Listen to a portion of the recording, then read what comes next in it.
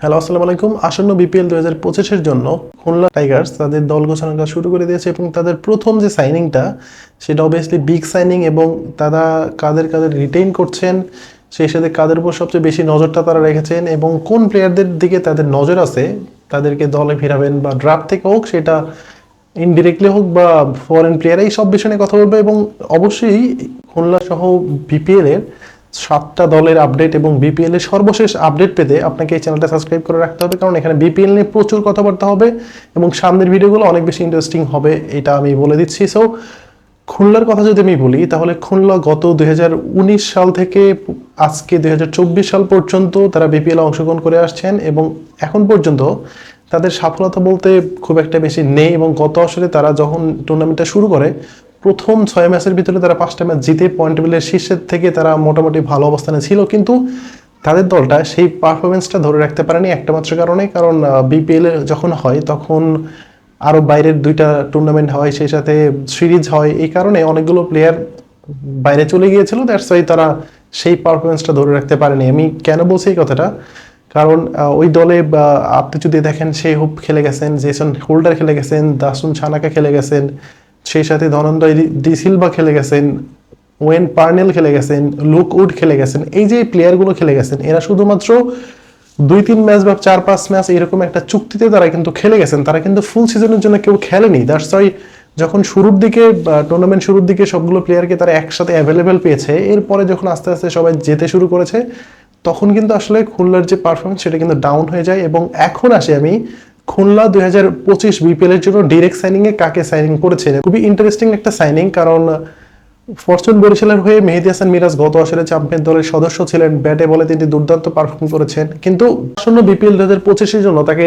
বরিশাল দল যখন বিবেচনায় রাখবেন না এরকম একটা ঘোষণা আসলো, তার ঠিক একদিন পরে খুলনা টাইগার্স সেই সুযোগটা নিল এবং খুলনা টাইগার্স মেহেদী হাসান মিরাজকে ডিরেক্ট সাইনিং করেছেন। সেই সাথে রিটেন প্লেয়ার হিসেবে আফিফ হোসেন ধ্রুবকে আমরা নাম শুনতে পাচ্ছি এবং আফিফ হোসেন ধ্রুব খুব সম্ভবত খুলনার রিটেন প্লেয়ার হবে। এবং সেই সাথে ফরেনদের মধ্যে সেই হোপের দিকে একটু নজর আছে এবং শ্রীলঙ্কান দাসুন সানাকার দিকেও নজর আছে।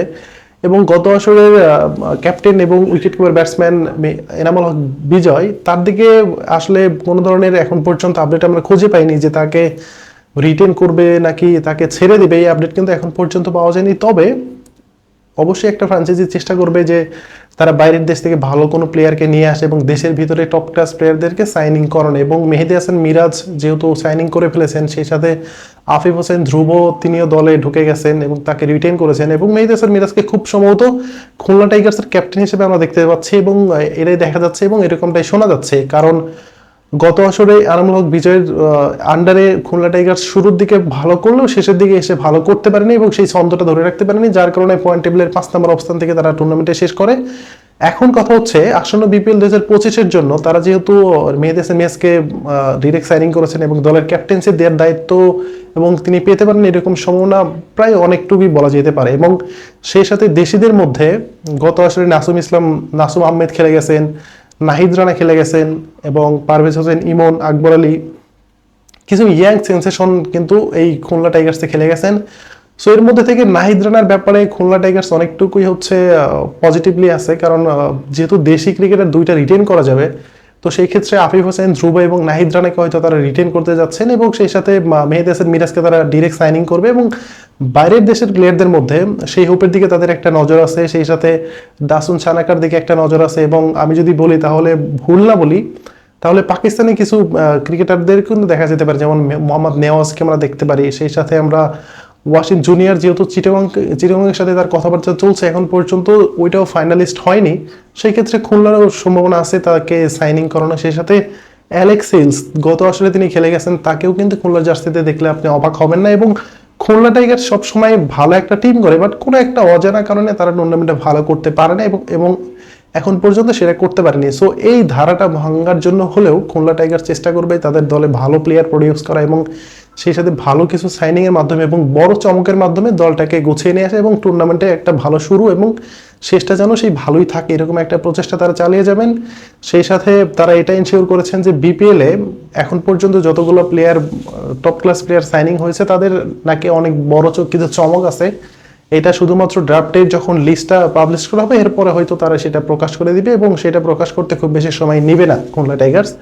তো সেই হিসেবে আমি যতটুকু জানতে পেরেছি যে ইংল্যান্ডের কিছু প্লেয়ারদের সাথে এবং ওয়েস্ট ইন্ডিয়ান কিছু প্লেয়ারদের সাথে তাদের কথাবার্তা খুব চূড়ান্ত পর্যায়ে আছে, এবং পাকিস্তানি কিছু প্লেয়ারদের সাথে কথাবার্তা চূড়ান্ত আছে, এবং খুলনা টাইগার চেষ্টা করছে যে আমরা যে প্লেয়ারকে সাইনিং করব সেই প্লেয়ারটা যেন ফুল সিজনের জন্য খেলতে পারে এবং ফুল সিজনের জন্য যেন দলের সাথে থাকতে পারে। কারণ গত আসরে তারা যেভাবে শুরু করেছিলেন, আমি প্রথমেই বলেছি যে 6 ম্যাচের ভিতরে 5টা ম্যাচ জিতে পয়েন্ট টেবিলের শীর্ষে অবস্থান থেকে এই দলটা টুর্নামেন্ট শেষে গিয়ে 5 নম্বর পজিশন কেমনে পায়, এটা কিন্তু একটা ভাবার বিষয়। সো খুলনা ম্যানেজমেন্ট কিন্তু এইদিকে নজর দিয়েছেন।